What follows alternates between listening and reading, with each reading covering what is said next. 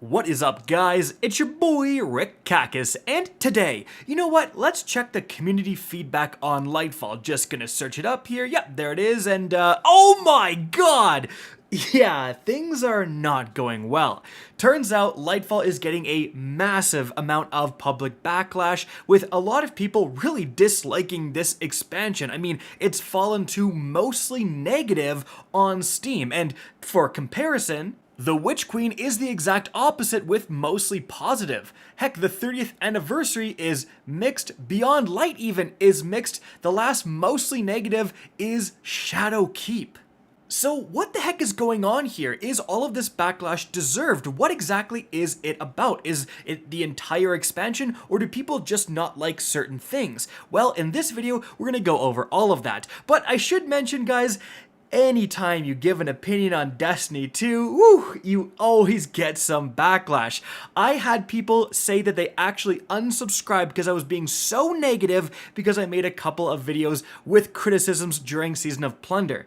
And then literally a day later, people were mad at me for being a Bungie shill because I wasn't being negative enough. You can't win with the Destiny community, it feels like sometimes, but again, myself, and I'm sure a lot of you guys watching, fall into the middle ground. I still enjoy Destiny 2, while also admitting that many aspects can absolutely be improved upon. So please keep that in mind while I'm giving you guys my opinions, and again, going over the opinions of other people, because it doesn't matter what I think. If the entire community thinks something else and is projecting this opinion, that's what outsiders are going to see. You got to understand that even if you absolutely love Lightfall, this is a huge issue because someone who has no knowledge of what Destiny 2 is, has never tried the game before, they're going to say, oh, Destiny 2, I saw an ad for that, let me look it up on Steam. Oh my goodness, what is going on here, right? So that absolutely, that public perception matters quite a bit. So again, what exactly are people mad about? Well, let's take a gander into the reviews. I've played Destiny for 7 years, and this is the first time I've ever felt inclined to review an expansion. That's because Bungie has somehow completely undone the strides they've taken in recent years to improve the narrative. So it just goes, $3 billion company, by the way, 2.6, thank you very much. The story is a complete car crash. You're being yelled at by an old man, giving you blank that you aren't going fast enough, blah blah blah. Just a friendly reminder that the Witch Queen was made from the devs' houses during the pandemic prior to receiving billions of dollars from Sony, and it was fantastic. This disaster was made in their studio with billions of dollars worth of funding. This is pure laziness. Let's see another one. Hard to believe the same people that made the Witch Queen, a good expansion, made this. You can go ahead and skip this one. Strand is weak, story goes nowhere, decent gameplay, terrible storytelling. Okay, so this right here, decent gameplay, terrible storytelling, guys, I think that really sums it up. The vast majority of people's complaints is involving the storyline, right? And that is overshadowing everything else. The other complaint was definitely Strand. A lot of people got their hands on Strand and really didn't like it, said it was too weak. I'm gonna disagree right off the bat. I actually uploaded a video yesterday about a Strand Titan build I think is very good. Like, you can take into higher level, more difficult content and you'll do just fine with it. But part of that is in response to this backlash, Bungie actually did an update in the middle of the night and made all of these Strand fragments that were previously locked behind time gates. Like, you were gonna have to wait until after the brand new raid, the Root of Nightmares, was beaten before you can actually go and unlock these fragments for your character. They just made all of that stuff available to unlock. So today you can go and buy every single aspect and fragment and grenade and all that stuff for your Strand subclass. And that absolutely did improve public perception of Strand. Again, I think people were just overly negative a bit on Strand. Even before that point, you could do some pretty powerful things with Strand, but part of that is again due to the story. Now, how does that make any sense? You're saying, Rick, how are people mad at Strand because they're mad at the storyline? Well, that's exactly the thing. It seems like Strand was shoehorned into the storyline.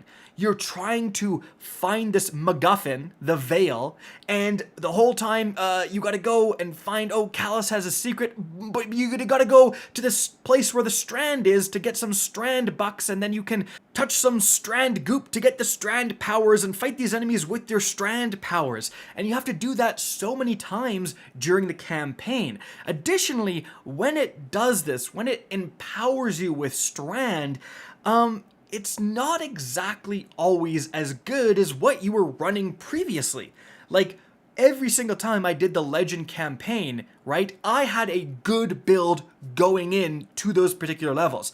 I was on a Titan and I was running the double pulse grenade Titan Arc Grenadier build. I was cracked. And now you're telling me I gotta give that up and then I gotta pick up this Strand.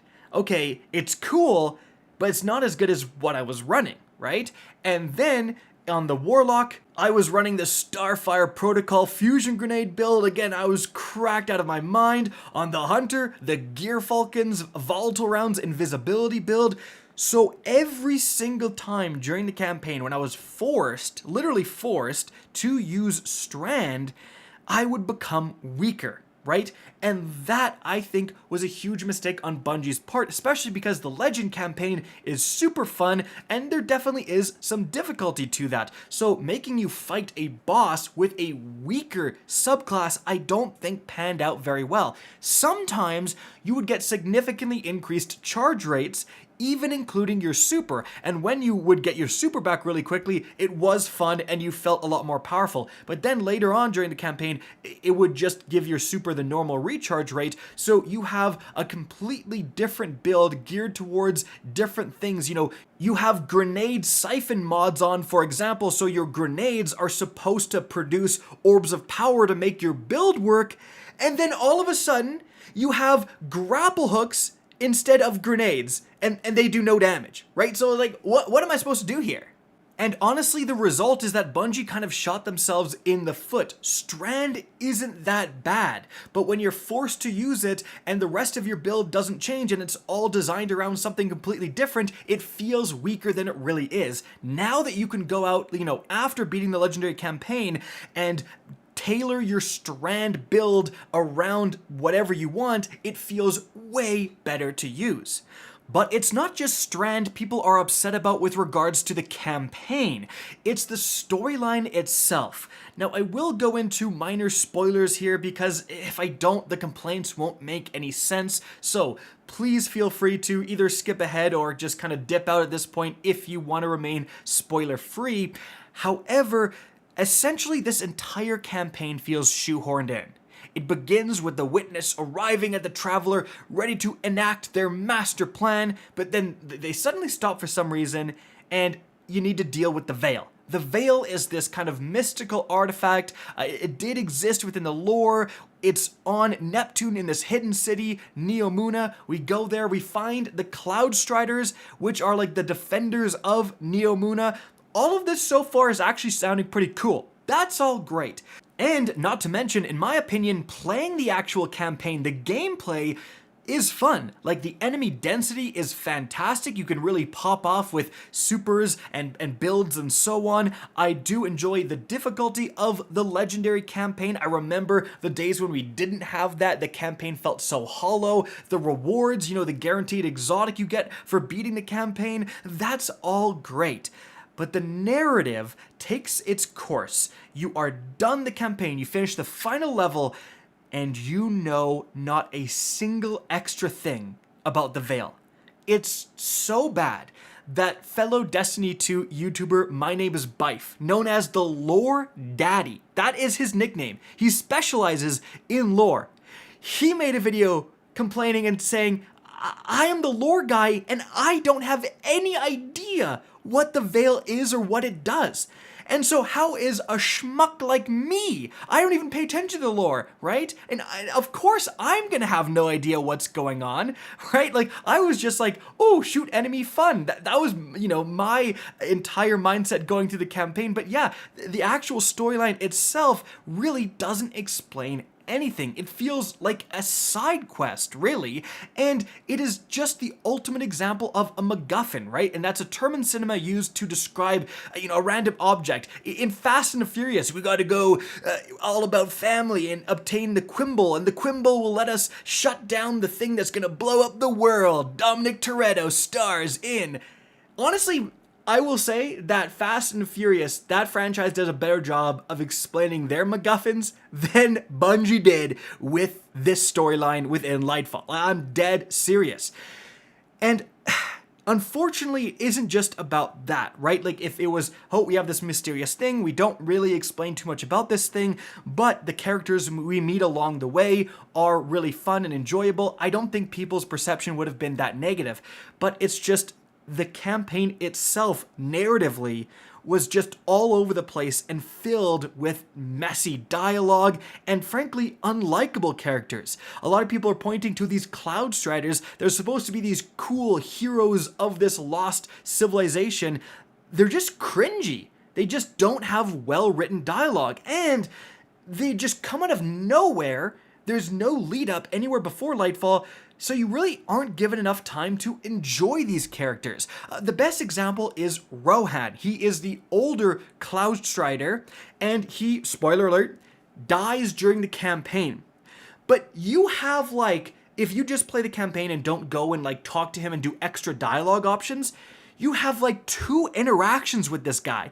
And one of them is him saying, yeah, Cloud Striders only live for 10 years. I've been doing this for 9 years. It's like, okay, well, I know what's gonna happen. It's every single, like, cop drama. This is my last day on the force, boys. I retire tomorrow. Just gotta do this one last case. I hope nothing goes wrong. Like, come on. It is the most obvious trope that's been played out a million times. As soon as he said that, I got 1 year left in me.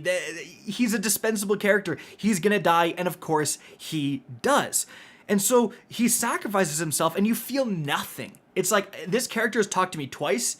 I already know he's gonna die, and he dies. Like, I feel absolutely nothing. No connection to this character whatsoever. Meanwhile, Bungie makes one of their best expansions ever, and arguably the best expansion, Forsaken, entirely revolving around a character's death, Cade 6. The community absolutely loves it. The tone is phenomenal. You care about this character. We had years to care about this character, but we could have done that in Lightfall. Why isn't it Amanda Holiday sacrificing herself? Someone we know, are familiar with, right? You have a brand new character that comes into the fold, says 2 things to you, dies, and you're supposed to care, and you just don't. Especially because you then have Rohan's younger trainee Nimbus take over and deliver some of the most awkward and cringy dialogue possible.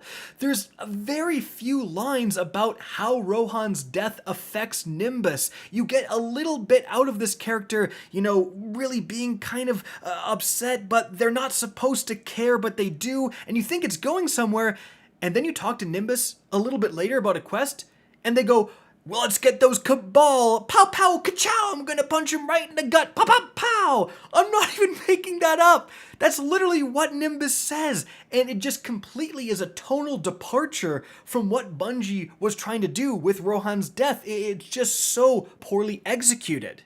And so there's been so much backlash against Nimbus, people calling this character cringy, and undoubtedly the dialogue delivered is cringy, but Nimbus is supposed to be a young up-and-coming trainee, an awkward teenager essentially, which is fine. You get glimpses of something more sometimes, but you're given no time to get to know these characters during the campaign. You're spending all your time also talking about Strand. It just doesn't work. And so guys, that really sums up why people are upset, right? It is really all revolving around that campaign, and mainly the narrative part of it. Yes, Strand being shoehorned in is another major complaint, but it sucks because that's kind of it. The rest of the Lightfall expansion, in my opinion, gameplay-wise, is fantastic. There's so many cool things to do on Neomuna. The new public event activity, Terminal Override, is pretty fun. The whole concept of getting these keys and unlocking it. I've seen so many people there trying out new builds, fighting these big enemies. The changes to difficulty feel quite good in my opinion. Like, you can't just ignore enemies in public events anymore. You can't just feel like a god slaying out and taking no damage. If you see a wyvern, you're like, oh crap, I actually need to deal with this. And that is something that, honestly, I haven't felt in quite a while playing Destiny. Not to mention, the weapons are, a lot of them, pretty cool. We're seeing some first ever weapons. We have the first ever wave frame heavy grenade launcher. It's stasis. It shoots out a wave just like a special wave frame, but it's got 6 shots in the magazine. Like, it's something we've never seen before. And will it impact the meta? Will it not? We have a ton of brand new perks on weapons to play with. Bungie completely redesigned the build crafting system. Now, that's been met with a mixed reception, if I'm being honest, because it is a lot more streamlined. It makes a lot more sense if you're a new player. It's a lot easier to get into, but we did lose a lot of the complication, a lot of the variety, and a lot of the mods. So I really just hope Bungie improves on this system, adds more armor charge mods going forward. If Bungie adds a couple of armor charge mods every single season this year, like, by the end of the year, we are all gonna love this new mod system. But if they don't, I think that's a colossal failure. Bungie, mods are just important to add to differentiate gameplay as new weapons and new perks. Please, please get that through your head.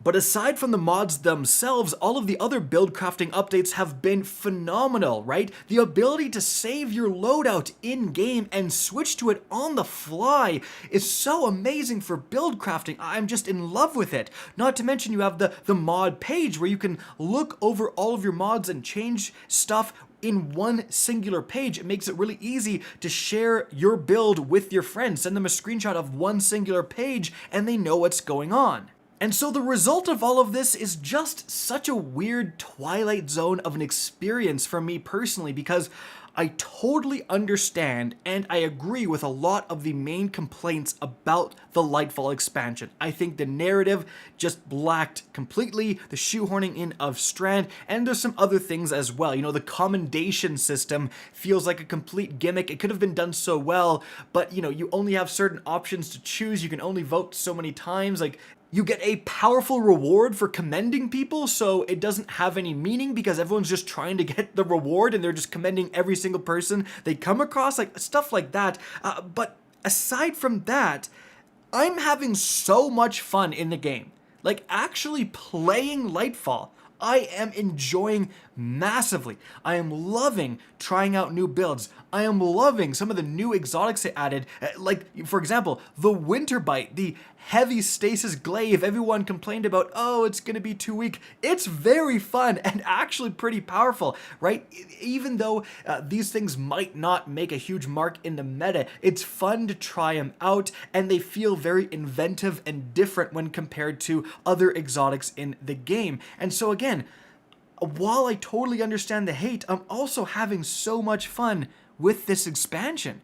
And so it's kind of a sad thing because new players, again, they're going to look outside looking in and go, wow, everyone hates this expansion. When in reality, if they don't care about the story, they're probably going to have an absolute blast in Lightfall.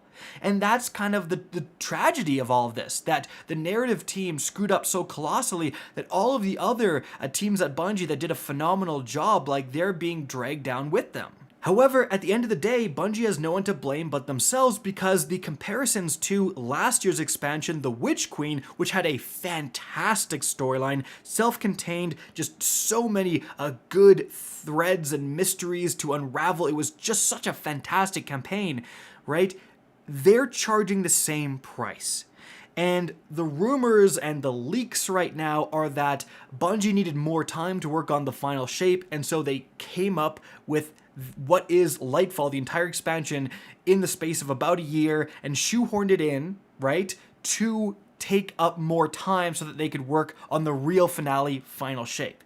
And, you know, I don't know how true this really is, but my goodness, the campaign feels like it. And so this rumor, even if it's just a rumor, will persist.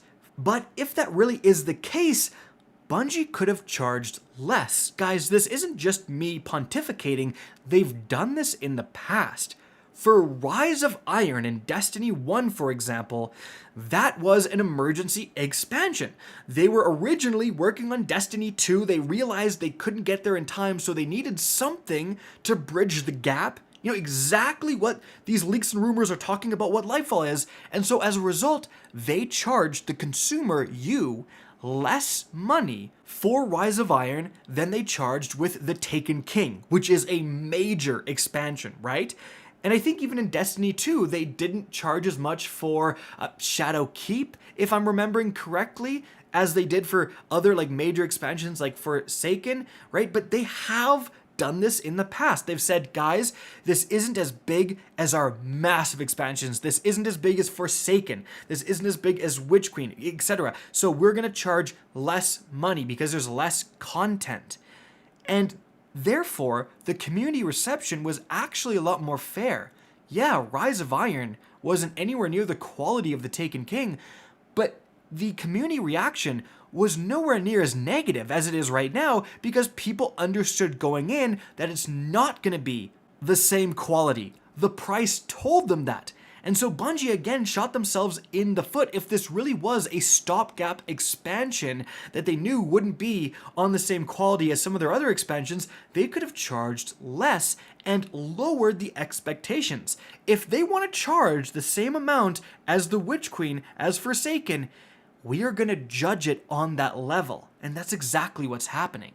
In fact, it's even worse than that because Bungie is charging more, $10 more, for Lightfall than they did with the Witch Queen. Now, I'll give Bungie the benefit of the doubt and blame inflation on this one, but still, the price is not helping things.